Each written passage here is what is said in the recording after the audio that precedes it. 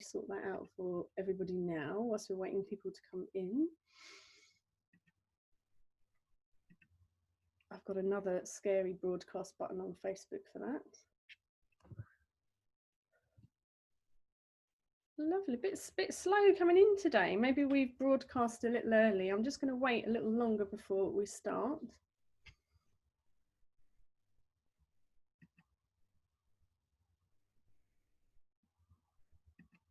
And I'm pushing live on Facebook. Let's see if our Facebook friends can join us. I'm enjoying having two screens.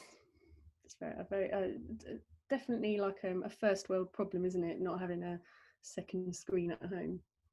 There we are. Lovely. So there are Facebook friends. Hello, Facebook friends.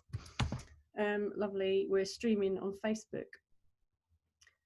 So cool. I think that we'll have a few people joining us throughout, so you'd be very welcome to join us. So today is a follow-up seminar from a sustainability seminar that we did at the beginning a few weeks ago. It's actually a bit of a joint venture, this one. So here at the ABTT, we are in conjunction with USITT, our friends in the USA. Hence, we're doing it at 5 o'clock, so it's a nice friendly time for our friends across the pond. And we're also doing this in conjunction with SIPA, which is the Sustainability in Production Alliance, who have done a massive relaunch, and you'll hear all about that later on. So as normal with any webinar, if you go up to the top and change to gallery view, you'll be able to see all of your panelists on the same screen. The panelists in today's session have things to show you. So what will actually happen is the boxes will all move over to one side of your screen whilst they show you different bits and pieces that they have to share, screen share with you. Don't be alarmed about that, and they will all promptly plop back into place when the screen share is finished. We have a chat function, and Alicia is saying hello to you on that chat function, so please do feel free to chat with one another, give us your thoughts. This is a really exciting topic. We'd love to hear what you've got to say about it. The chat is actually saved. Zoom allows us to save that chat, so if there's anything that we don't get around to answering questions, then please do make sure that it's in the chat, because our panelists will be able to read through it and potentially get back to you afterwards. So that's a chat function. Tell us where you're from. We know that there's lots of people from all around the world joining us today, so please do say hello on the chat function. The Q&A tab is also at the bottom for you, so have a little click on that if you do have a question. Now, we've got some really exciting panelists to talk to you today, so I know that there's a lot of content that they want to cover. We don't have a huge amount of time for questions, but there is an allocated slot at the end. So do please, any burning questions, just pop them in the Q&A and we'll try and get I'll answer as many as we can. Just bear with us though, because there's a fair few of you signed up for today. We'll try and answer as many as we can. Lovely, so it just remains for me to disappear backstage where I belong and pass you over to our seminar host today, who's Carol. Hi, lovely to meet you everybody, and thank you for giving us your time today. And I'm going to start off with a keynote speech and take us back to 2007, because this is really the first time that we as an industry made a foray into the world of environmentalism when we did the SOS Live Earth shows with Al Gore. And we did 6 of these shows simultaneously in stadiums around the globe. And they were an extension of Al Gore's documentary, An Inconvenient Truth, which told the story of the imminent climate crisis that we were about to face and how we had to do something drastic in order to rectify this problem. And it was also the first time that we really had a good hard look at ourselves as an industry. We started to monitor our carbon footprint. We looked at ways of reducing our power consumption. Our sets were built out of recycled materials. And the team at Woodruff Bassett used it as a showcase so that they could promote the use of sustainable lighting fixtures.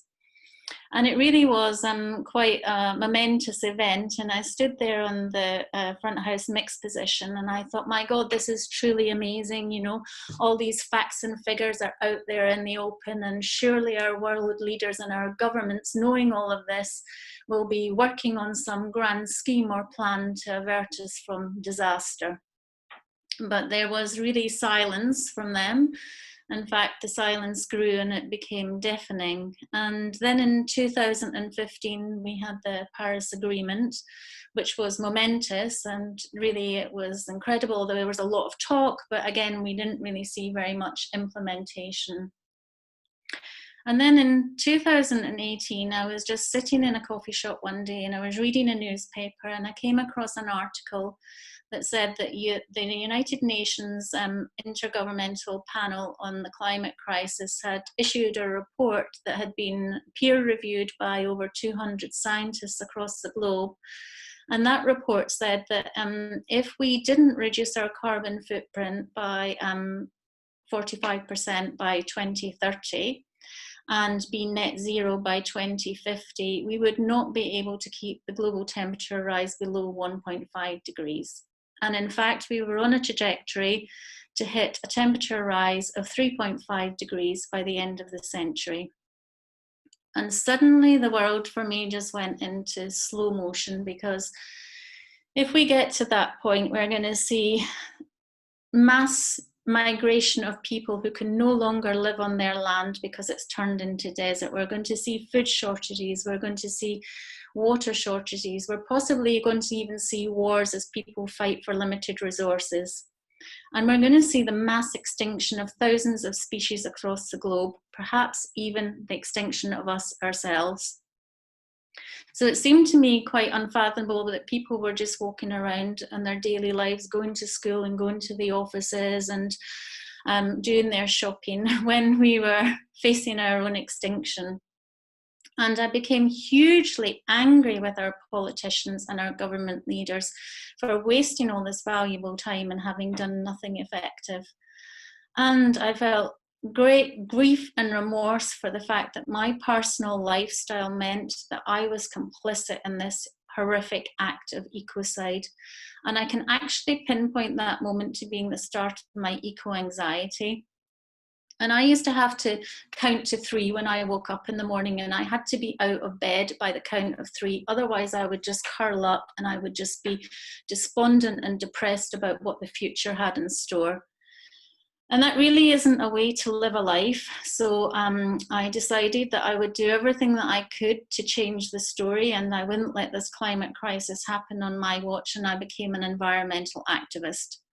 And I joined Extinction Rebellion, and I was a part of the uprisings in April and October. I helped the kids organise their school strikes.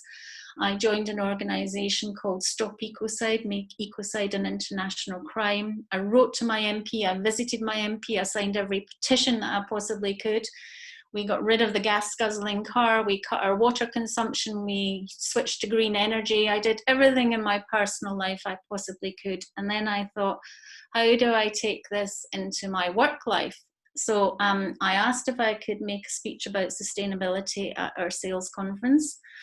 And I stood up in front of our organisation and I made a very small but very powerful and emotive speech where basically I said it would be pitiful if, knowing what we know now, that we did nothing to stop the climate crisis.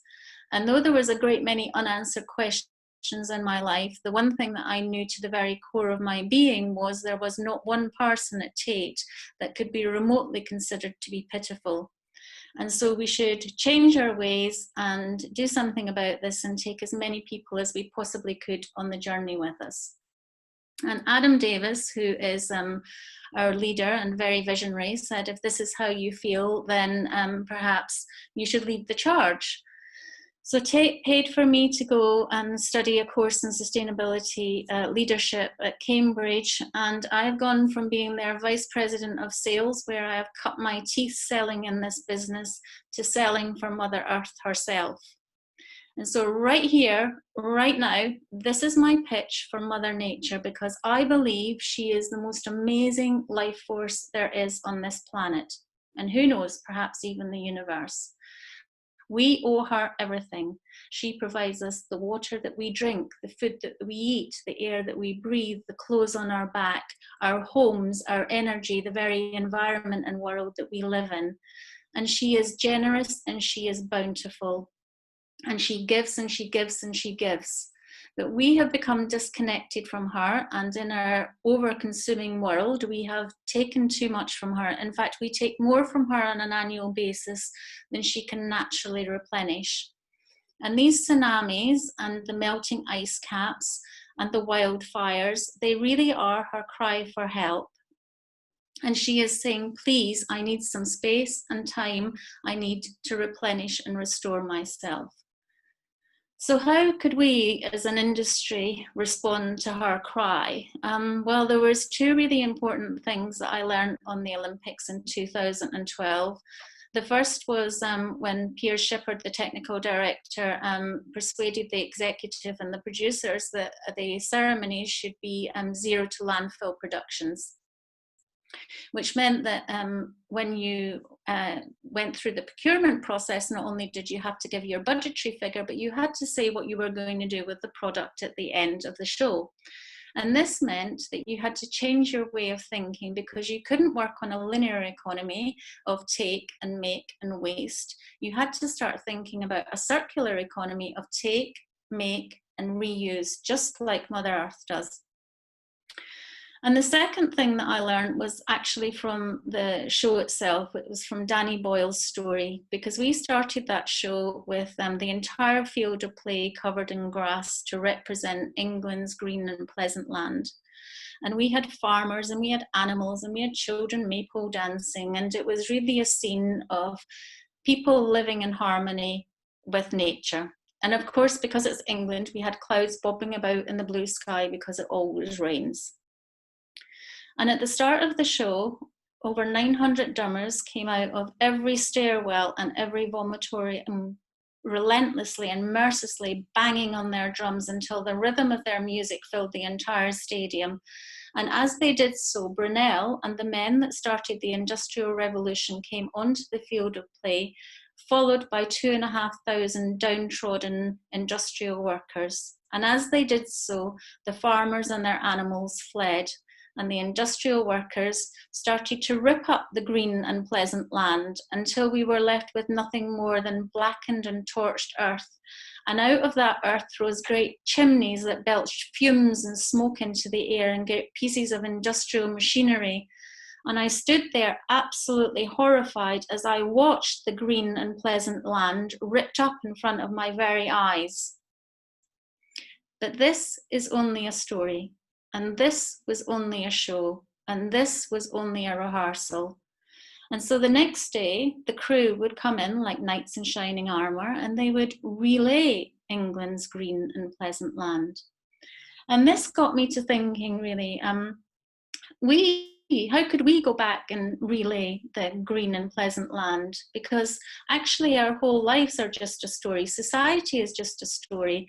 A company is just a story. It doesn't really exist. And the story we tell about a successful company at the moment is one that produces great profits, but we could change that story. And what if the news story was a successful company is a company that makes a profit, but is also regenerative and restorative by nature? And we're the people that can make that change, because we are the storytellers. We tell our stories in our operas and in our ballets and our dance and our music. And we are the change makers. And we're also the manifestors. I mean, it's one of the greatest privileges of my life that I can come to work every day and I can manifest the ideas of John and Spike and build their sets for them. And we start off with a clean slate every time. We're not tied to a mine or an oil well like a fossil fuel company. We start off with a clean slate, with an empty stage or an empty field, and we can build whatever we want. So what if we built everything and we were worked from a circular economy, and all of our lighting and sound equipment and staging equipment could continually go around in that circular economy? And what if we told everybody our story, we told our audiences our story, and we got them to come along on the journey with us? You know, we can wait for our governments to do what they say they're going to do, which is to build back better, or we can take it on board and we can do that ourselves. I mean, we see this very successfully with the Yellow Vests in France.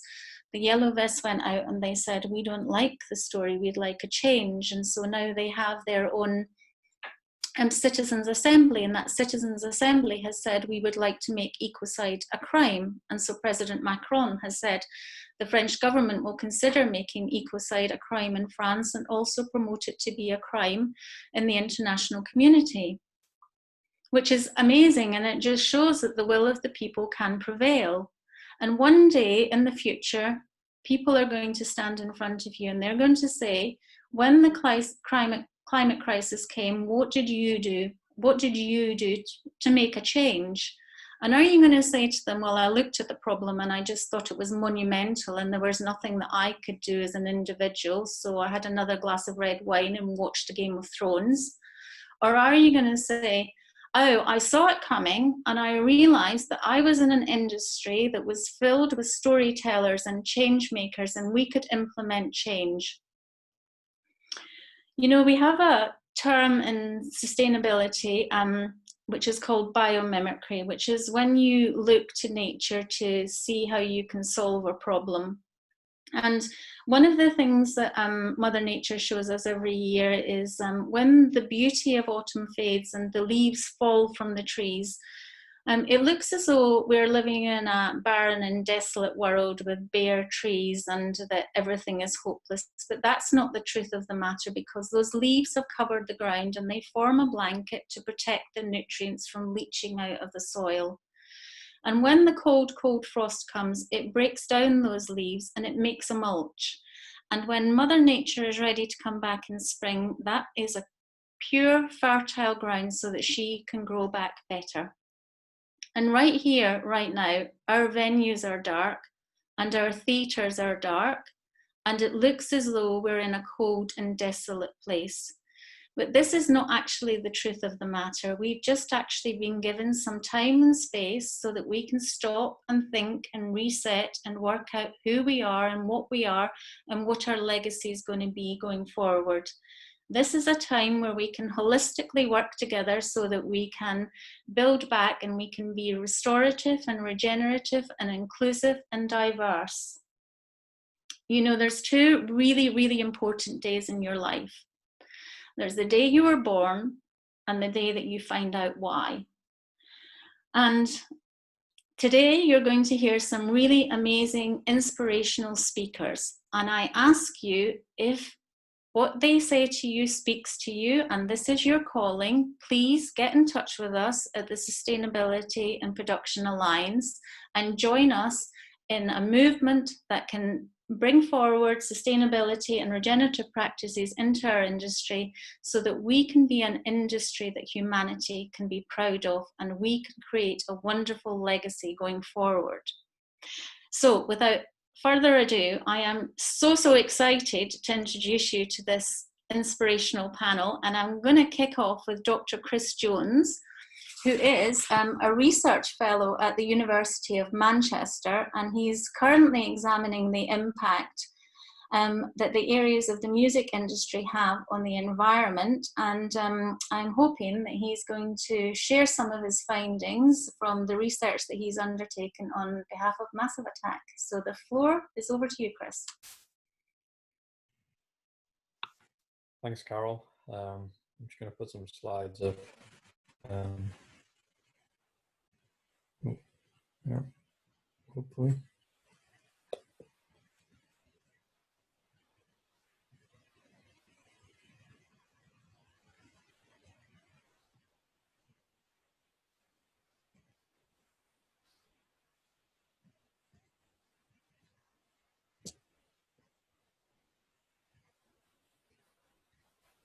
Should be coming through in a second there.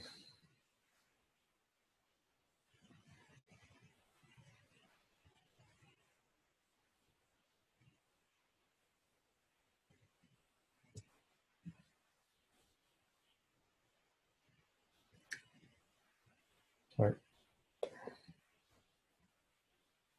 Okay. So thanks to Carol for inviting me. As mentioned, I'm with the Tyndall Centre for Climate Change Research at the University of Manchester, and we're doing with Massive Attack on looking at how they can reduce emissions from live music, primarily greenhouse gas emissions, that are associated with climate change. This work has been on a bit of a hiatus in the last few months for fairly obvious reasons, but we're looking to get back into it more in the next couple of months. But I'm able to provide some of those initial findings and things we've learned along the way that I hope will be interesting for those of you watching. The Tyndall Centre is 20 this year, and we're an interdisciplinary group of natural and social scientists, engineers and economists working on a range of issues around climate change. And it's from that perspective that we come to this, come to live music and to understanding how it can become more sustainable. We very much have an interest in the mitigation and adaptation to climate change. We've done this for a number of sectors and cities already, and we're basically coming to it in a similar way here, which is essentially to understand how we, depending on if you're an industry or a stakeholder group or a city, how you can determine what your proportionate response to climate change is and what you can do about it. And in that sense, live music is in the same boat as everyone else. As Carol mentioned, we have a real issue, and we're very much up against the clock when it comes to climate change. It is primarily driven by accumulation of CO2 in the atmosphere, a rate that is going up every year. 2019 was a record-breaking year again. Humans put more CO2 emissions in that year than any other year before, and we still might not have reached the peak of those emissions. So we're really up against a very significant challenge. And as you can see from the graph on the right, which is taken from the Intergovernmental Panel on Climate Change's report on 1.5 degrees of warming, you can see that drop off in the chart, all those lines sort of driving down very quickly, sort of starting essentially immediately. For all of the outcomes that we want and we see as being more beneficial than the harmful outcomes that we could also see in the future. To achieve those beneficial outcomes, we need emissions to fall very rapidly, and particularly in developed countries that are already have a legacy of high emissions and high emissions activities. So when we look at live music, we're looking for how it can reduce its absolute emissions in line with this required global trend in reducing emissions overall. And it's in this perspective that we see that there's no substitute for reducing our own emissions from our activities. We can't offset those impacts because we're against a finite global allowance of carbon dioxide. So we know that we need to really deal with the emissions that we have responsibility and ownership for through our work and personal life. And that's very much the focus of the project that we've taken with Massive Attack. There's a wide range of issues you could look at with live music sustainability. Again, I think Carol's quite helpfully painted the picture there. We're very much focused in carbon dioxide emissions from three particular aspects of live music: the transport of the band and their equipment between venues, energy use at venues, and how audiences travel to and from shows. And as well as wanting to unpack these three areas to understand what the current level of emissions are and what we could do to change them, to amend that to be low carbon, we're also interested in the relationship between them. And you can see on the right, there's a very stylized graphic there, and showing that they're part of a combined system. And that's obviously incredibly simplified. We know that there are a lot of intermediaries, there are a lot of complex relationships and established norms which constitute live music as it currently is, and constitute it in a fairly high carbon form that it is now. So we understand that, as well as looking at how different aspects of the system could change to become low carbon, the ultimate, the holistic benefit is magnified with a systemic change across all the parties involved. And this will probably entail some form of disruption and reconfiguration of the live music industry, ideally to see those changes manifest in the most impactful way. I'm going to touch on just a couple of things that we've looked at so far for each of those three areas. Very much welcome questions in the Q&A. This is something that we came to quite new, and obviously, unfortunately, had to go into hiatus quite quickly after. But we can see from this, hopefully, this can give us a signal of where we're looking to go with this particular piece of work. So we've looked at band travel, and we've looked at, for example, we've taken an example of a 24-day European tour. So I keep getting shunted off sharing screen.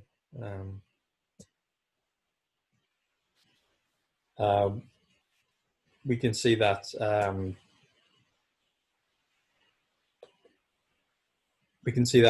with band travel, we know we have to travel between a number of sites during a tour. And we know quite obviously that if we shift the mode of that transport from aviation to trains, for example, we can achieve around a 90% reduction in emissions from that particular activity.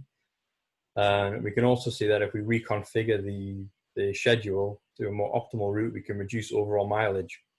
Again, helping the other side of that equation and reducing emissions further.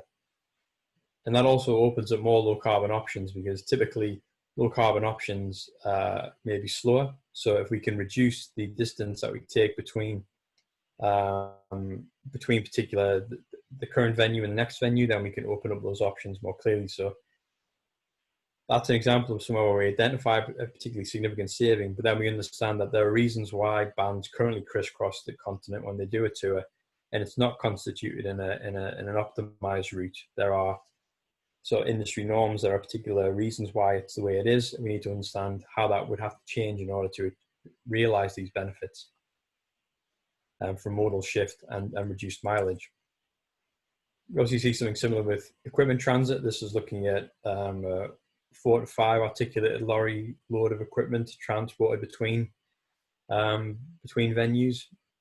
And we can see that if we cut the number of articulated lorries, essentially reduce the amount of equipment shifted between venues, we get a quite significant saving in emissions again. The figure on the right is just an illustration of that.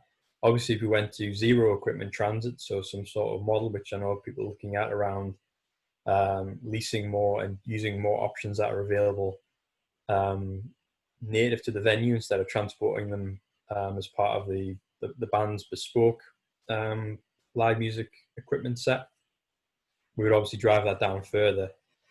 Again, there's a reason why it's done how it is currently, so we need to understand that, and then understand what would be the different relation to change that and realize those emission savings from that particular source of CO2.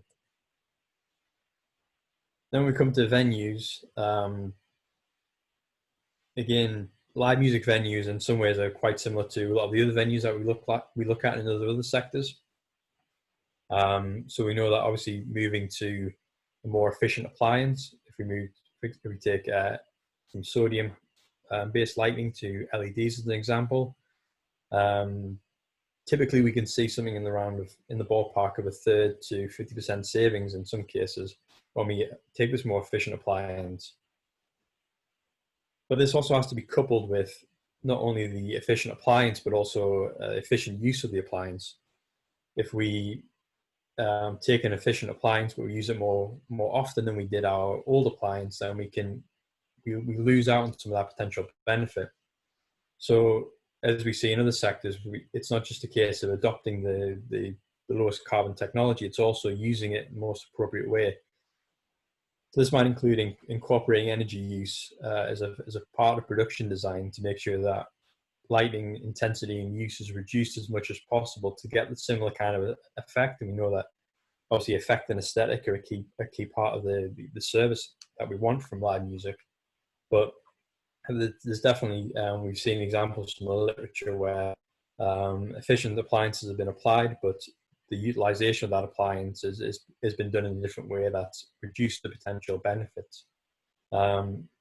So there's a great opportunity within venues and within energy use not just for lighting, but also heating, cooling, and ventilation that could really see important savings. It's also important to know that when we think about venues, venues are obviously quite a heterogeneous group. There's quite extensive variety there.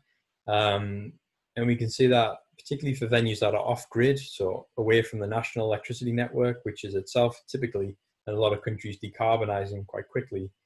We often see solutions to energy provision on those sites that is often high carbon, where diesel generators are used, or very complicated and very hard to implement as renewable microgrids are. And I think this is quite an interesting thing to look at in terms of whether there should be a priority to making sure venues have grid connection, whether they are accessible by public transit and low carbon transit, which is something we'll come to in the next area of interest as well. Audience travel is typically identified in a lot of the studies that we've drawn upon to frame our research as a key component of emissions associated with live music. I think it's necessarily that instructive to look at it in terms of a proportion. We obviously know moving 3,000 to 4,000 people to a site will be a considerable impact, especially compared to moving, say, 20 or 30 people, as the band and its crew might entail. So we know it's going to be a large share. But we also know that this particular activity is one that's more prone to what we call rebound potential. So whereas we could say, well, we'll just not have a live music show, and that will remove those emissions completely, and that's less likely to be the case in something like audience travel, where the decision making around participation is much more diffuse. The individual audience members are making that choice themselves. It might be the case that if they're not going, if that live music event isn't on, they might be engaging in some other activity. I think that's an important piece of framing we use for this work, and that it's definitely preferable for us to look at audience travel and seeing how that itself can be decarbonized, rather than saying that it's something that shouldn't be happening. And we also note from previous studies and from the data that we've started to accumulate ourselves that there's a huge diversity here. A show attendee, maybe someone who's walked to the local venue, essentially zero carbon in that sense. Could also be someone who's taken a flight from, for example, London to Barcelona from a show, releasing about 1/3 of a ton of carbon. And if they traveled business class, that would be 50% more again, so around 1/2 a ton of carbon. So we might see that only a few attendees might be making up a huge proportion of that audience travel itself. Understanding this gives us an idea what we might look to do, the industry to do, and maybe look at how the industry engages with audience travel, how it incentivizes different modes of travel to and from shows, but also how it works with the expectations of fans and audiences in terms of the travel associated with live music, and maybe how that could be reconsidered in the future to make it more sustainable. So I've tried to give a bit of a gallop through the key areas that we've been looking at there. I think the key working premise we have in terms of a conclusion so far is that live music has great potential to decarbonize over the next 5 years. It uses a lot of the transport infrastructure and energy infrastructure that shows potential for decarbonization, but it will require potentially disruptive changes to how we move between venues, how people engage with music through travel, but that because this potential is quite high, if it's adopted in a sector-wide way with relationships not just from a single band but across the different stakeholders that are engaged with providing live music, the live music experience, there's a great potential for low carbon practices to become embedded in the norm, to create a new normal for live music.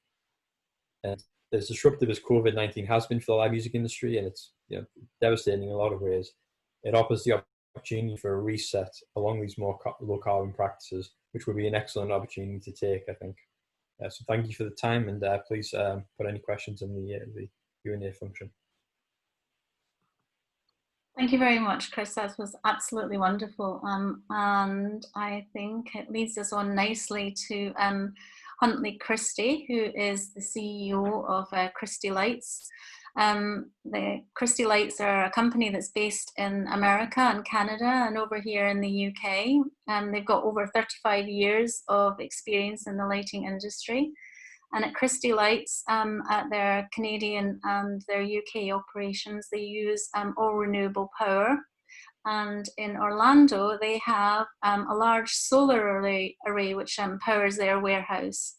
And what's really interesting about this company is that they were early adopters of renewable energy, and they were pioneers in making business sustainable. And so my question to you really, Huntley, is what really drove you to move forward, and what was your passion and interest about green energy, and where did it all come from?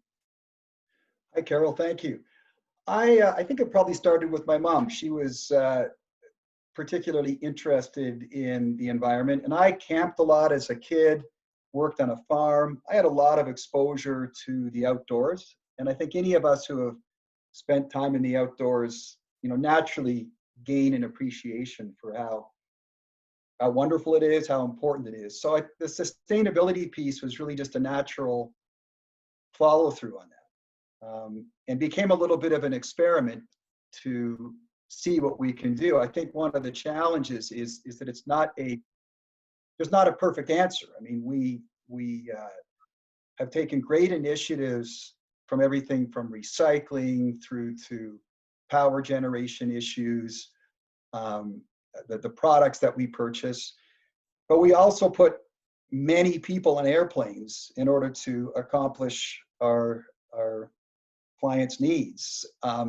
So I think there's ways that each of us can participate in areas that we control. And I love being involved in areas that we can make a difference. I remember 15 years ago, trying to find some low flush toilets in Florida. And I had to go all the way to Australia to import these low flush toilets. And now there's a ton of them around. And I think a huge part of this is somewhat of an organic demand-based process. When someone starts looking for solutions, when we start as consumers looking for ways to make improvements, we then create a demand for these products. And then as that demand increases, quite often we see a proliferation. There's often a tipping point. And I have felt that this is a very important issue, and I really liked your kickoff to this. And at the same time, I think it's really important that we don't polarize groups. So there's plenty of people out there who may be making different choices around resource allocation and environmental issues. And I think in order to bring us together, it's more of a function of sharing what we're learning, and being inclusive in how we address the issues. I think it's important to be vocal, but I think a lot of that vocalness comes from the choices we make, as opposed to maybe the lectures that we may want to give people.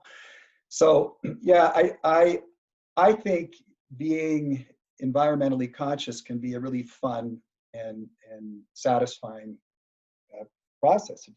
You spoke very well about what side of this do you want to be on. I mean, what do I want to tell my grandkids about the choices that we made? I mean, I fly a ton, so I don't feel great about that, but I'd like to contribute in all the areas that I can.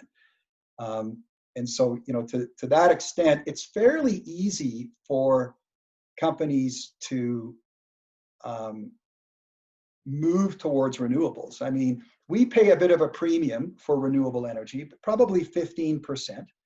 But in the grand scheme of things, it's not a big issue financially. So I think the feel-good factor, maybe as corny as that sounds, but that feel-good factor for most of us is well worth that premium. I think as well as from an overall stewardship standpoint, our staff enjoy participating in ensuring that we recycle. The great thing about recycling and other things is like we did our homework on that and found out that there were certain waste processing people we could contract with that did a terrific job on their end of separating the goods. So at first we got into having to do all this manual separation on our side, aluminum, cardboard, and so forth. And then we found a spot that we could just send it all to. We didn't have to be separators on our side. So I think we'll see the market begin to offer these types of services where now we can just throw it all in the garbage. And we inspected the plant that it went to. We know that they do a great job of pulling out all the recyclable elements, and there's also I think a natural business advantage to recycling. So yeah, it's been a fun ride, and it's great to see the awareness increase. It's terrific. It's I think something everyone's a lot more mindful of. I think on the entertainment side of things, we'll see some significant improvements in transportation. Everyone's aware of the electric trucks that are on the horizon right now. Our facility in Coventry has an electric charging station outside. Our hot water is heated by panels on the roof. This is all pretty normal now. We've got all LED fixtures inside the warehouse that are set on motion detectors. Our Vegas warehouse uses a tremendous amount of sunlight for illumination. And a lot of this stuff's actually getting written into codes.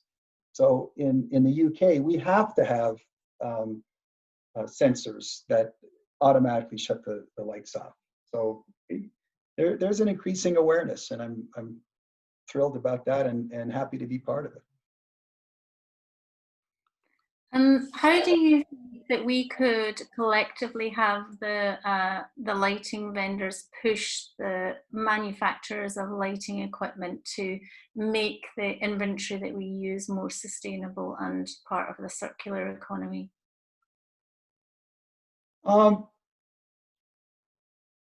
I think it's somewhat already embedded. I mean, a lighting rental company wants a product that has a long life. Mm-hmm. I mean, I think,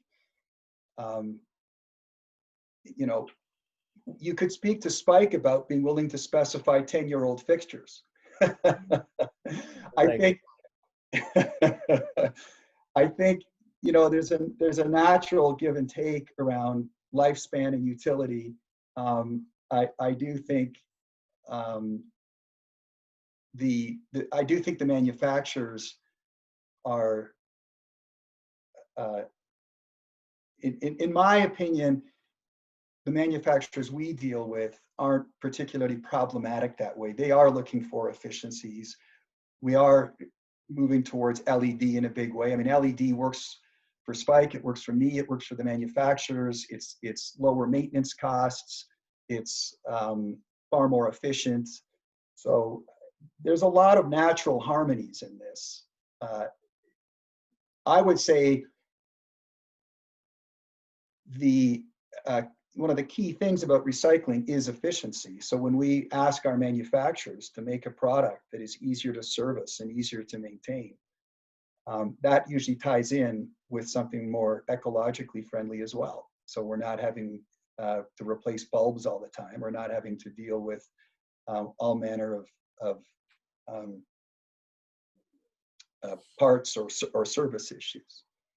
And again, I'm a bigger fan of making suggestions, but not pushing too hard, because I think when people are invited to the party, we'll see better adoption of this philosophy as opposed to hitting our good friends like Mark Ravenhill and others over the head with an environmental mission. Yeah, I agree with you. And I think that that's one of the roles of SIPA really, is to be a repository so that people can share best practices, and so that collectively we can show wins in areas, and then other people can use that information and we can disseminate it. And as you say, it's not one rule for everybody, and we all must do our own part wherever we can. So I think, yeah, sharing the stories of best practice is a great way to go. And actually, John Bowser could share some great stories of good practice, because he can tell us of some of the successes that we had on the Olympics. John is going to be our next panelist.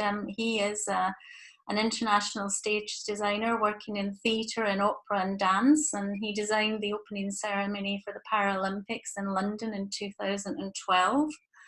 And my question to you, John, is could you tell us something about your awareness and the legacy of sustainability in your work since 2012? And maybe if you could touch on the curse of the big budget, that would be great. Okay, massive subject. Hello, everyone. I'm just going to dump some stuff in the chat, which will illustrate some of these. Oh no, not that. I'm just going to try and put some things in for you to all look at while I'm talking.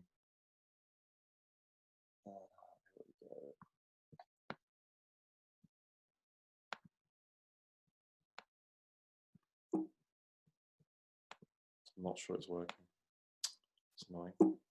Not sure I can do this. Okay, I'm just going to start talking anyway. So, hi everyone. As Carol was saying, in 2012 I designed the opening ceremony of the Paralympic Games in London, and in 2012 for the Olympic opening ceremony, Danny Boyle and Mark Tilsley created a 40-foot oak tree built by Souvenir Scenic Studios for the opening ceremony. A year later, knowing of its existence, I then contacted Simon Kenny from Souvenir and asked him if I could reuse some of those branches from the original tree to create a tree of my own that sat as a centerpiece for a production I designed of To Kill a Mockingbird for Regent's Park Open Air Theatre.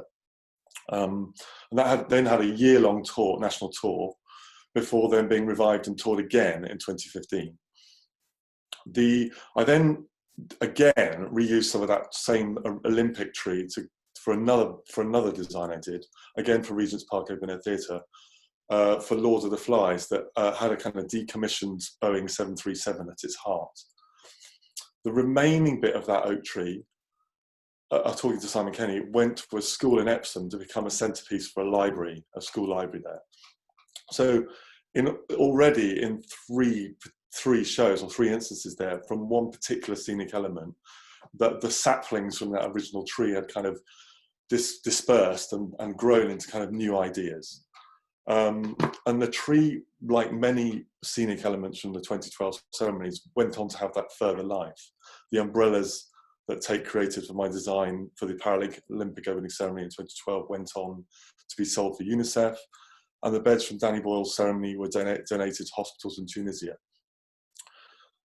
Those ceremonies were shepherded by producer Catherine Ugwu and technical director Piers Shepherd. And at the heart of its core thinking was this sustainable aspect that Carol was talking about at the beginning. And most of my design for that opening ceremony was created from not only reusing stage and componentry like deck, etc., but also reimagining how to use scenic elements from the opening ceremony that were kind of reskinned and reimagined, turned upside down, changed, etc., to become new scenic elements for the design of my show, the Paralympic opening ceremony. And a lot of that, to be honest, was to do with budget. They had a lot more money. But I think it comes down to something that's a kind of fringe mentality that I think I'll touch on in a bit later, this kind of idea of where we've come from in theatre, a lot of us designers. I'm currently, hence the wallpaper, at a friend's in Galloway in Scotland. I just had 4 days walking in Knoydart in the Highlands, so I've been soaked. And the Wi-Fi reception is not particularly brilliant, I don't think, but there in the evenings between the rain and the midges, we sat telling stories around a campfire, all focused on a tale, illuminated by the bright firelight on that particular storyteller's face. Now, a designer for live performance creates a world that the story kind of can live in, and works within the parameters of budget and architectural space, etc., as well as creating work that dramaturgically or visually dramaturgically informs the text or the play or the thing you're working on. But my question is, I suppose, what would happen if designers started with sustainability as one of their parameters, just like budget? Perhaps a carbon allowance that took everything in from kind of transportation to materials, right at the core, right at the beginning of where we started. Now, it would be obviously impossible for a small company to kind of properly work out its CO2 spend on a production, particularly at in first instance, but it would be a beginning, and something I think that we could work more and more on, and become easier and easier the more it was done. And maybe we could create a very simple toolkit to kind of download that designers use, that puts in materials and the origin of those materials, etc., shared, bought, recycled, lighting details or whatever, and calculate a footprint, much like the Leti embodied carbon primer that's used in the building industry.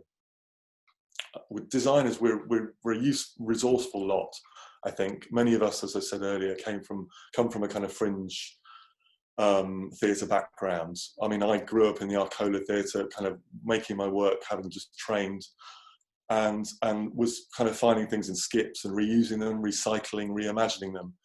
But I think there's something sad about the fact that this stops within our industry at a certain level. So up until that point, I was reusing and recycling, and then I get into kind of a further up a ladder, and suddenly we're building everything from scratch and anew, and we're not thinking about or championing the experience, etc., that a lot of people have gained from creating work from that kind of initial core, and it's just simply forgotten about.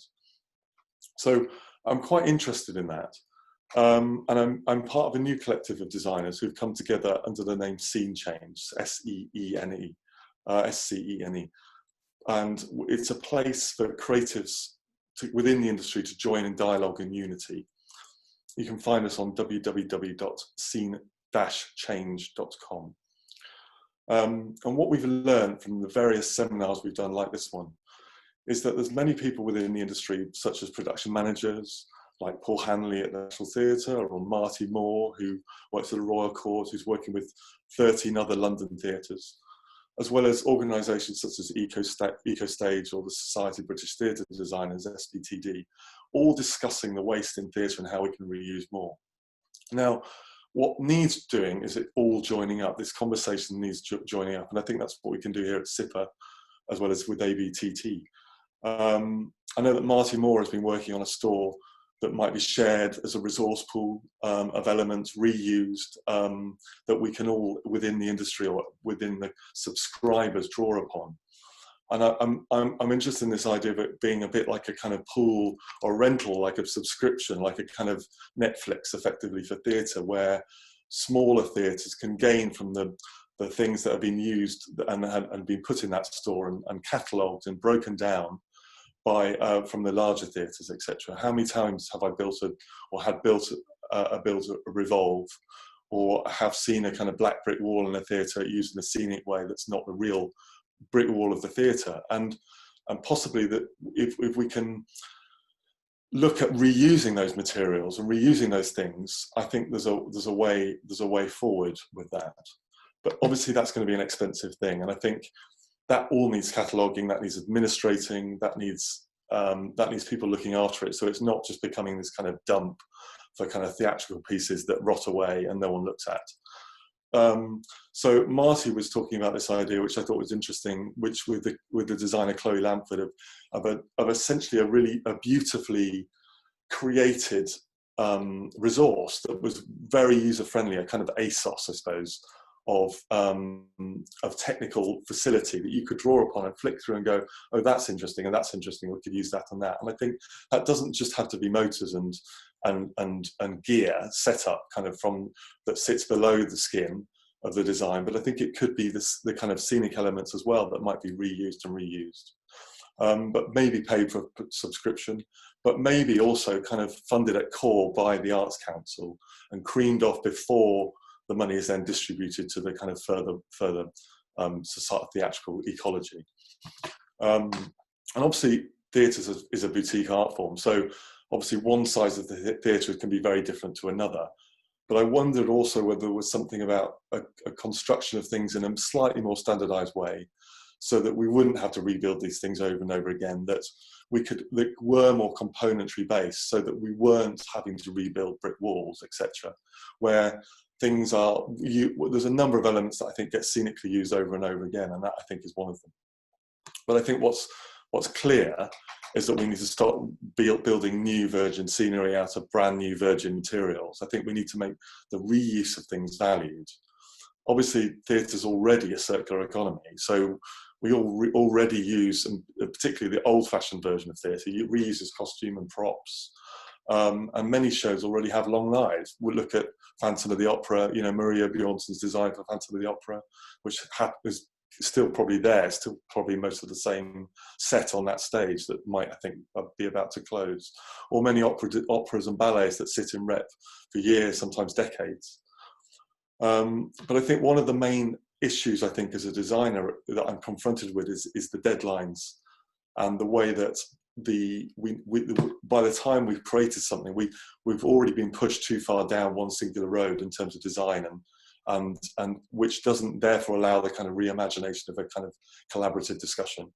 So I'm wondering whether we can change the model from the outset and encourage a more kind of conceptual way of working that would allow a more kind of collaborative way for people to reimagine the possibilities as we push the ideas forward. I think we all strive for this artistic perfection, obviously, and fringe theatre, etc. The standards get higher and higher and higher, but these things are solely fixed in aesthetics, and don't really give value to how clever we are in terms of reimagining things. I think an audience is prepared to pay for a cup of coffee that's sourced fair trade, or a toilet roll, as we were talking about earlier, that effectively might be biodegradable. And I think if we can teach the audience the value in these things we're creating, and maybe educate them as well, that I think they would be prepared, A, to pay more for it, but also not be prepared to see maybe a little bit less on the stage for their pound. I think that kind of concludes what I'd like to say. Oh, that's wonderful, thank you, and very insightful. And I agree that a carbon calculator for all departments at the outset would be great, and having more time would be great. And I think that's all part of the disruptive and behaviour and the reconfiguration that Chris has been talking to that needs to happen in our industry. Yeah, that's so cool. And maybe now we should hear from Ian Garrett, because he's also a designer, but he's also a producer and an educator, a researcher in the field of sustainability and arts and culture. He's the director of the Centre of Sustainable Practice and the Arts. He's an associate professor of ecological design for performance at York University, and he is a producer for Toaster Lab. And I think the question to you today, Ian, would be, where does the sustainability of technical theatre productions and presentations fit into the larger view of sustainability in society as a whole? Where do you see that all sitting? Thanks. Yeah, well, so I'll sort of get to that insofar as going through a couple of thoughts that I've been jotting down as this discussion has been happening. It's interesting. It is. I thought I was going to be an architect. I had originally studied to be an architect and started doing theatrical design extracurricularly in my university time. And by the time that I was working professionally, I can remember being on standby in a technical rehearsal about 2005 and starting to do napkin calculations about the impact of the lighting design that I was working on at the time, and what it would take to create a renewable version of powering the capacity that I needed for that. And that sort of starts the journey with the CSPA, and the shortest version of that is that the evolution that we've seen happen, and that's happened in our work and my own work, has been what I've referred to as the ethical turn in sustainable production, which has gone from focusing on measurement into values. a lot of that comes out of originally thinking about, like, my architectural training came about when LEED certification for buildings was first being put into place, being developed and confirmed, and we've seen a lot of that be codified. So the original question was, can we create a similar type of standard around production? And it proved elusive for any number of reasons. Sometimes, oftentimes, because we're dealing with such specific and unique situations that it becomes difficult to pin down exactly the right choices to make in a context. But what we can ultimately do is articulate the values in which we do it. So over the course of the last 10, 15 years, both within my design practice and within the research that's gone through my role as a faculty member and researcher, and my role with the CSBA, I sort of looked at this, has taken in mind what has emerged as the nested model of sustainability. When I sort of started this, we had a lot of conversation around the different pillars of sustainability, so that we talk about the balance between the social, economic, and environmental aspects within sustainable development within the UN context. And that has shifted into this idea of a nested model where everything has to exist within the environment. Nobody can exist outside of it. So we've got our society within environment, and then in this model, we've got all of our economies within those societies, but they all sort of work in conjunction. And that led us to do research around how these things interact with each other, these different values, about how we might exchange the idea of what are the economic and social impacts of art making with the environmental. And the sort of thought experiment, the extreme version that I tend to put out there, is if you created the most sustainable, or created a show where the audience walked away and completely changed their lives insofar as pursuing a sustainable future, but that you had an objectively unsustainable set, let's say a pile of burning tires, that's a bad thing, you shouldn't do that, then in an arts context, there is a conversation around the validity of that choice, depending on the extended impact that you can have wider than that, because everything that we do has an impact.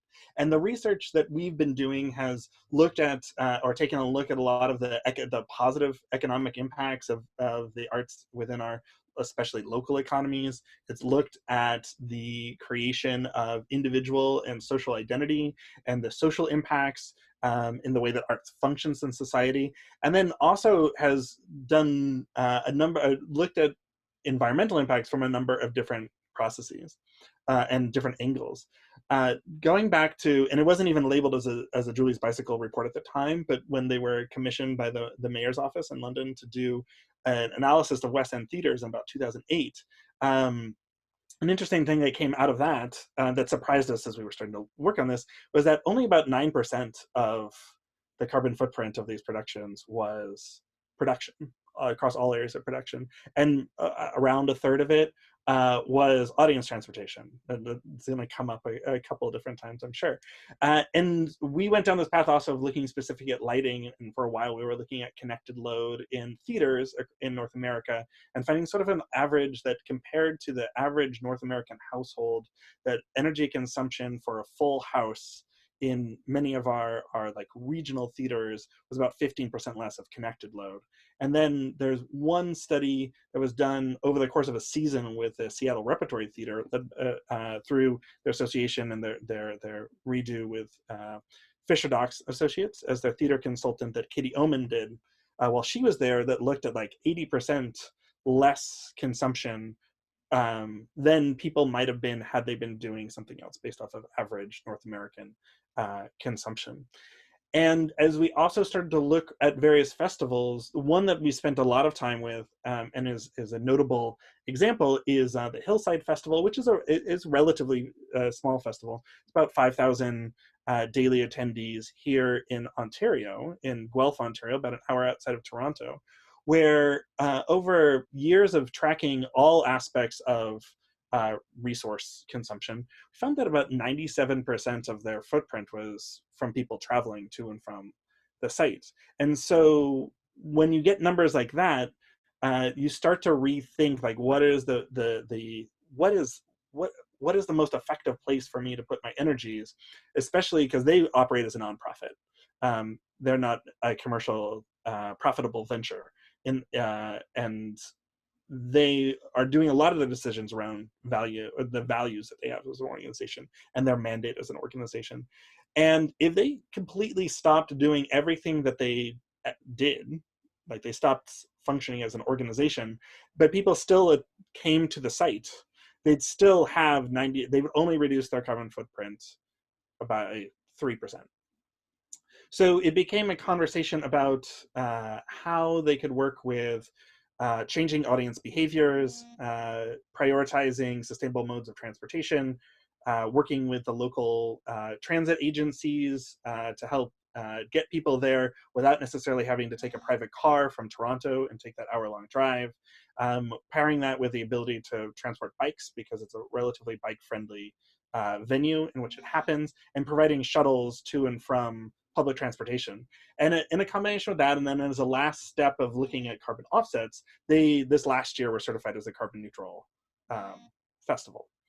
And so like it's possible to do these things when the values are there, but oftentimes the perceptions are off. There's a couple of case studies that I wanted to show. I'm going to share a couple of images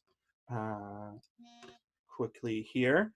So this first image is, you can see the solar there, and you can see sort of everything going on. This was at Coachella in 2010, and I was part of a 3-person lighting team as the lighting designer on the lighting team for this. And one of the weird perceptions about this is that we have this solar array that's adjacent to this sculpture that's out on the festival grounds on the polo fields in Indio. And many people thought that this was everything that you needed to power the entire festival, which is a gross underestimation of the amount of power that gets consumed in there. It was really just to do this one thing that we thought would use 6 kilowatt hours of power.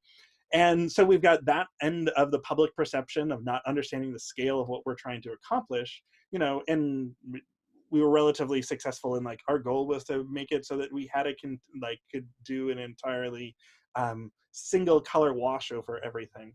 And it ended up being actually more efficient than we thought it would be, where we thought it would drain the batteries that were operating it, and we had to actually go over to it and shut it down after the festival. So you've got all these people going out and we're coming in, and at the same time that we have this self-sufficient standalone sculptural element demonstrating renewable energy with lighting. When we come back to the space, and if you can make out on the screen here, we've got all of the cups for beer that have been sold during the festival, and they go around in basically tractors to clean up the polo fields every night. Everybody, so people just throw their trash on the ground. So there's competing sense of values and scale and understanding what the impact is that you have all these people being educated about the solar array that we're working on, and then throwing a plastic cup on the ground. On smaller scale, we had some success too. This is me sitting next to a solar generator that we borrowed with our local conservation authority here in Toronto, and a set of batteries that also we found a partner that with a company called Better Current that makes solar powered mobile phone charging stations for outdoor malls, and they deconstructed them to allow us to use their batteries and inverters, and created a fully off-grid dance performance within at our Harborfront Center Theater here on the waterfront on the lake here in Toronto.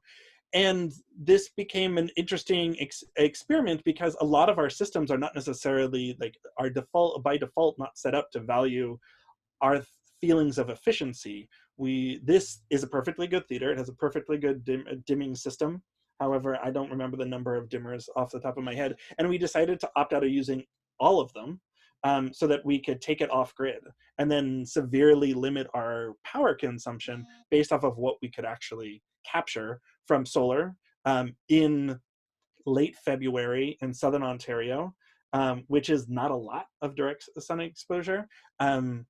With the idea that that's how we had a backup where ultimately we had to redo the design, and part of that is when what is on as you're distributing that power and inverting it to work within the capacity of all the different steps, so that if the batteries went down for whatever reason, we needed 3 20 amp circuits that we could plug everything back into.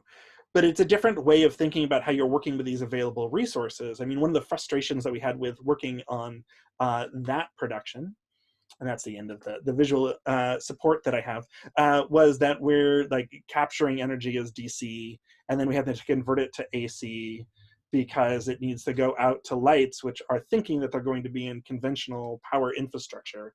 But then ultimately, because they're primarily LED and solid state electronics, they prefer DC power anyway. So we're not engineered around the idea of efficiency. We had a similar thing happen with where some of the thinking influenced the way that just last summer, when we were still allowed to be in spaces at my university, we decided to redo all of our venues. And by bringing in LED and cascading down more efficient fixtures and decommissioning legacy fixtures, and combining the effects of the power reduction there, the HVAC load, the maintenance that goes along with that, we were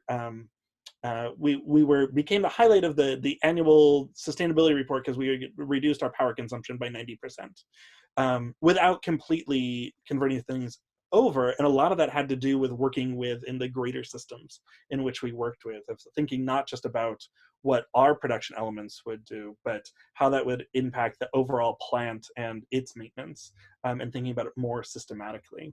And so what this has done within our work is sort of prioritizing just what is prioritizing the values of our decision-making process. Once we pair this with the measurement of what we're doing right now, even if we're not doing it for any particular goal, just so that we know where we are, that then we can make those values-based decisions around what is the best choice for us to make the reduction where we can make it. What we've found is, because there are already these positive sustainable impacts across production, regardless of anything else, once you start looking at it in this larger view, and with how small production actually is, that oftentimes the first thing that we say is like, the most important thing to do is this, to like make good art, to make art that people come and see, so that the art can function in society and socially to get people to think about their behaviors. And that's the first step. And then you can, do all of the decisions around how to make your local situation as you should be at home and in an office space, et cetera, to make all of those choices better, but knowing that the most impactful thing that we can have is to function as art makers for like talking about the most important existential crisis of our times. I think that's a really wonderful point to make, Ian, and I think it leads very nicely onto the work of Spike Brandt, who describes himself as a nature-loving barefoot activist designer, as well as being the founder of Nimblist. And he is an advocator of sustainability and design, and really just to talk very simply, Spike, really about what makes a design sustainable in your mind then, like producing the piece of art that everybody's going to see and make them rethink their thoughts. I think, like John, it's a question we're all asking ourselves right now, really. How do you become a sustainable designer? And there's so many questions that go into that. I mean, like, one thing, I was obsessed with biodiesel and running my car on biodiesel, and like put a lot of energy into that. Several years ago in 2007, they had the Blue Tech diesel cars were part of the Live Earth concert and all that. And then we find out that it was all a lie, and we've all moved on to electric, and it's like this big distraction. So I think it's really easy to get obsessed on the small details of things and sort of lose the plot on the big picture. And I did a little bit of analysis of a couple of my own designs, and of what was it sustainable or was it not sustainable? And I just want to share that real quick.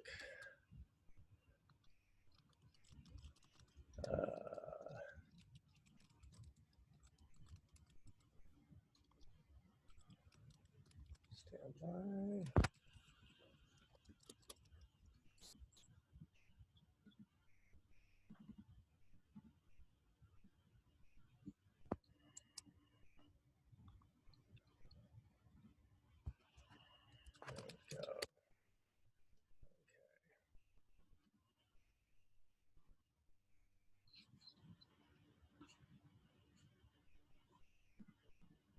Okay, jeez, I'm sorry.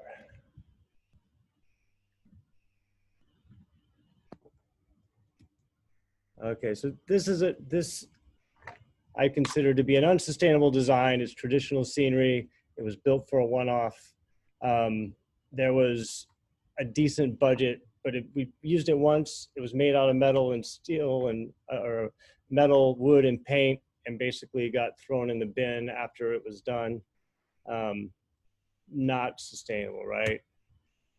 This here, we had no budget, and this is something John was talking about.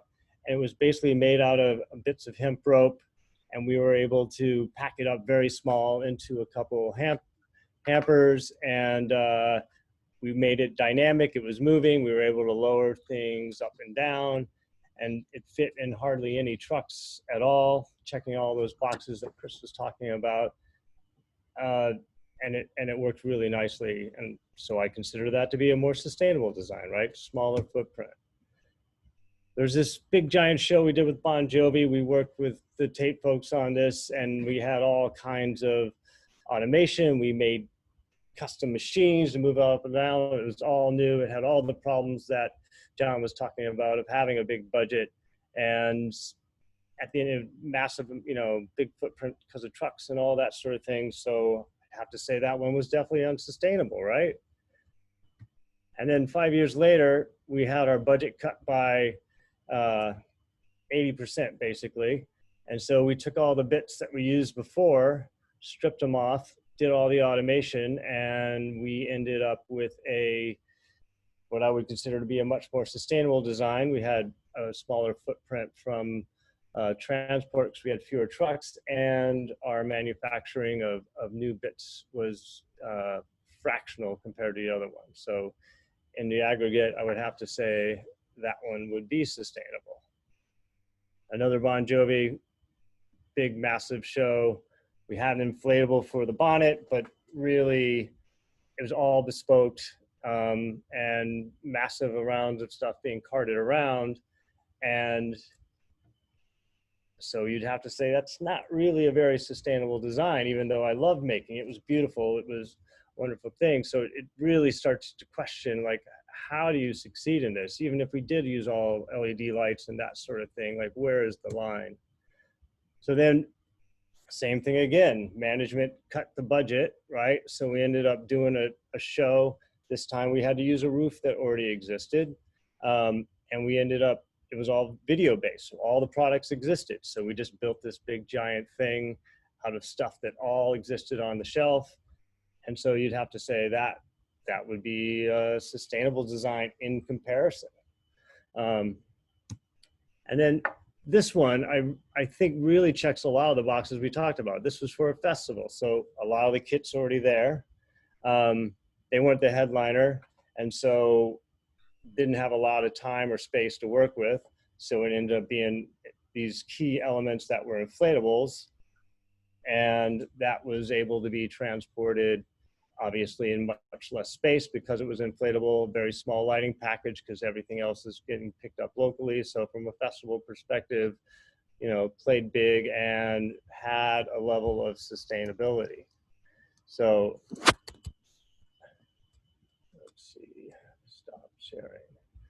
So it's an interesting game how much budget is a driver in creating a sustainable design, right? If the more budget you have, it's harder. Now, it's inversely, there's an interesting thing, like if we're doing something with building a set, like with TAIT or another vendor, making it sustainable with parts, now it becomes more expensive, right? So if you want to make it sustainable from a construction perspective, your costs go way up. If you're looking at it reusing parts and not building it new, your costs go down, and also a number of trucks and that sort of thing. So it's an interesting, how much is enough? How much do we really need? We did an offset of the footprint for the Bon Jovi tour in 2000 and calculating up all the things. And at the end of the day, the band's jet was the bigger footprint than the entire production. So it's like you'd make all these efforts for these micro changes. And so it is a challenge, and we're always learning new information, right? Nobody knows the right recipe to be sustainable. We're all trying to educate ourselves. So I think one of the things as designer, a few things as a designer that I think we all need to try to do. I think when engaging with your artist or your client, you do need to bring it to the forefront and make it a key element. You need to think of it as, as a regenerative design, and really make that a sexy thing, make it a selling point, and really push your client to get enrolled in that if they aren't already. I think when you're working with all your vendors, you want to have the same conversations. And then you also want to be listening to them. You want to listen to the experts. The work that Ian's doing is incredible. I mean, those are some sexy projects, Ian. And I think as designers, our job is to make design, sustainability and regenerativeness sexy, right? That's what we got to do. It's like, a great example of that is Andy Watson in Radiohead in 2008, when you couldn't get barely a decent LED light to save your life. Like, I wasn't going to do an all LED show. Boom, he goes and does it with Radiohead, has this great, I'm like, that's sexy. I wish I had done that, right? That was super cool. So I think these are the things that we really need to sort of step back and look at the big picture a little bit, and don't get too hung up on how many watts we're drawing or the very specific material. I think we want to make sure we're not using naughty materials and that sort of thing, but things are going to have to get built, and trucks are going to have to roll and that sort of thing. So it's, how many trucks do you really need? How much stuff, right? I think COVID is really providing this great opportunity, because you know what? All the budgets are smaller. Right? If you had $100, you now got $50. If you had 10 million, you now have 6 million. So we all have smaller budget, which is going to force us to be more efficient, more scrappy. And I think, honestly, I've found in all the designs I've done, when things are tight and you get squeezed a little bit, you have to cut this, you cut that. Sometimes it's better in the aggregate. You actually end up with a nicer design because you're forced to stretch a little bit. And I think COVID is sort of presenting that opportunity for us to really push ourselves to see how efficient we can be, because our budgets are smaller. But I think this existential crisis we're all facing is critical. And I think we need to, as designers, we're in the conversation before anything's built, before anything's rolling. So I think it is on us to really bring that into the conversation, because that's a key parameter that we have to work within, right? It's like, okay, how is this sustainable? We're still learning what does that mean, right? That's what we're all coming together here to learn about. And I think the other thing that I want to echo, and John brought up, was the open sourceness, right? About sharing the knowledge, and really, instead of everyone sort of protecting their intellectual property and that sort of thing, I think with sustainability, this is about sharing as much as you possibly can, and really giving information and collecting it and looking for the expertise, and you're talking to everyone about all these things. So it's a journey. I don't pretend to know what the answers are yet. I know that when I've been riding my bike a lot more, since we're not doing as many shows, and it's early morning and I see the light beaming through the dappled trees, I'm like, that's some good looking lighting. This is beautiful, right? This is the sexiest design there is. You go out paddleboard in the morning and watch the sunrise. It's like, amazing. This is the best show ever. Big lightning show. This is great. So I think this pause is good for all of us, and to sort of see all the beauty that's around us. And when we create things, I think we want to think about that sustainability in our own lives. Are we behaving sustainable? Are we taking care of ourselves? Are we taking care of our crew? Are we thinking about all the different pieces of sustainability and not just the materials we're using? So that's where I stand on sustainability, and I'm just honored to be part of this panel. And we're absolutely delighted to have you, and I think that was a really beautiful insight. And I do think that the budget will drive change. And I also think that talking to our artists and having them understand that less is more, and that there is a new way of thinking, and there's a new way of working, and talking to everybody from the promoters and the agents and the booking agents and the trucking companies, and everybody coming together and all having a dialogue is really important, because it's a holistic change we need to make as an industry. And I think that's really what we would like to do at SIPA, is be a platform for everybody to talk together so that we can ripple everything out and we can be that repository for that open source information. I am going to ask our backstage panel if we've actually got time for questions. I'm thinking we're tight. Meg, what do you have to say on the subject?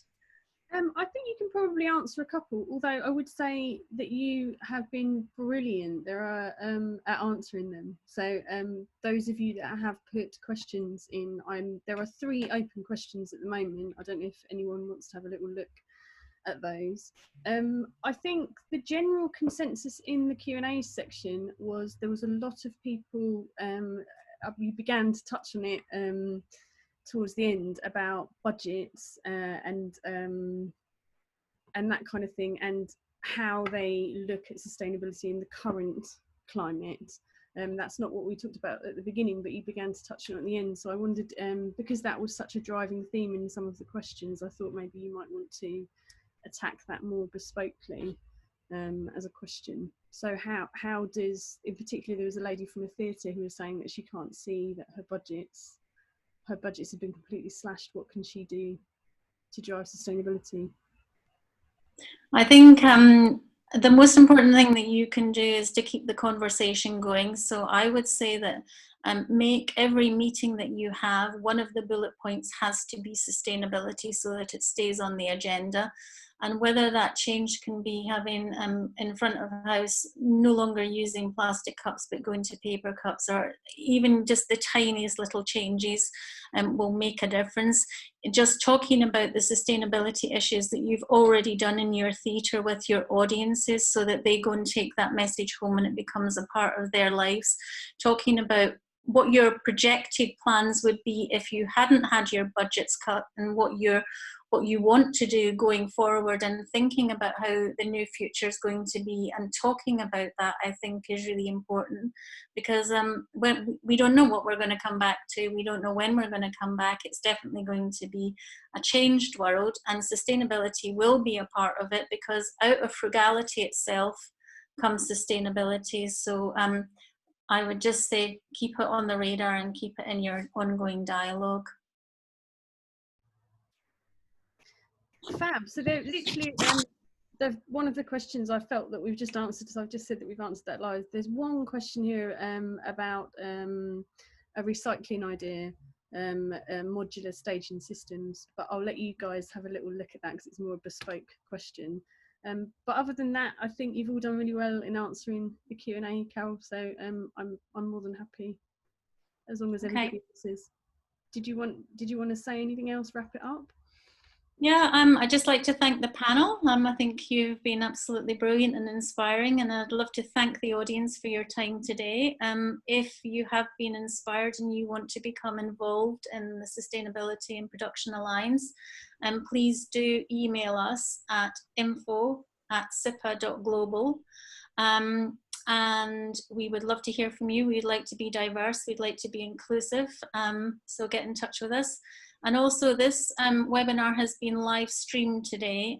We are going to put the webinar on our platforms, our social media platforms at ABTT, USITT and at SIPA.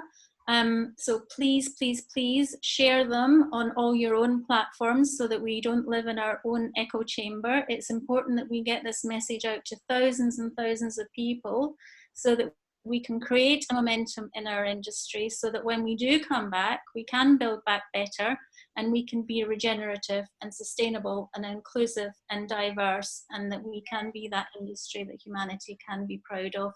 So please get involved with us every which way you can. Thank you. Thanks, Carol.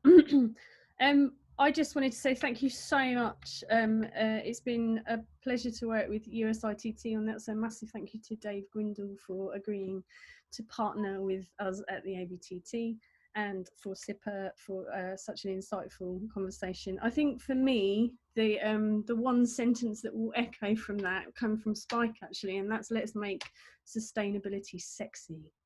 And Yay! that should be the catchphrase, and I will certainly take that into the classroom when I go back and teach my students. So sustainability, we should make it sexy. So thank you so very much for being here. Like I said, this has been a joint venture with ABTT, USITT and SIPA. But as an advocate of the ABTT, it's been a pleasure to bring this seminar to you. Please do go and have a little look at our website. You can become a member of the ABTT. We have lots of different memberships available. We also have a donate button for you to go and help us to continue doing this great work. It wouldn't be right if I did not say thank you to my university. So the University of Surrey and GSA, the Guildford School of Acting, have very kindly lent us their very expensive webinar platform for us to host all of the seminars that we have been able to give, do for you with the ABTT. So we're very, very grateful. I also have my backstage team, Alicia and David. Turn your cameras on, say thank you very much. And Robin as well. They have all been working in the background, giving you lots and lots of different bits of information and managing all of you, because there's been over at different points over 150, nearly 200 people, and lots of people on Facebook. So it just remains for me to say thank you. I have no doubt that the driving force of Carol will come up with something equally exciting, and we'll see more from SIPA and more from this panel in the future, and we'll very much look forward to hosting you again. So thank you very, very much. Enjoy the rest of your evening, and in the US, I think your day is just beginning. So have a good day. Thank you very much. Bye. Bye.